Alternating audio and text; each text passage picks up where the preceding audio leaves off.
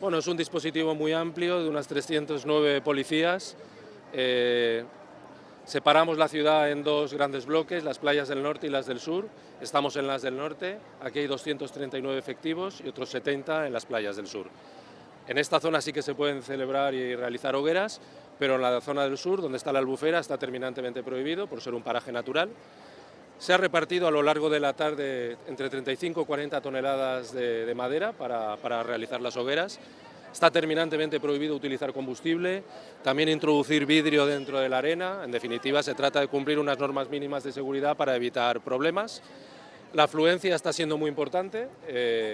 No esperábamos quizá tanta, porque pensábamos que el año pasado sería, digamos, el máximo, porque este año coincide en domingo, pero efectivamente a estas horas hay igual o más gente que el año pasado a estas mismas horas. Y por tanto esperamos que en torno a unas 100.000 personas estén presentes a lo largo de esta jornada. El dispositivo, prácticamente están implicadas todas las unidades de policía que están en Valencia, desde la comisaría de distrito, otros distritos policiales que también vienen a colaborar.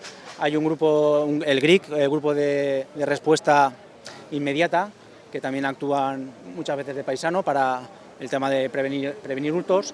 También se establece, como veis ahí, un punto ODAM de atención a la mujer. Y luego, por parte de unidades de orden público, la UPR y la UIP.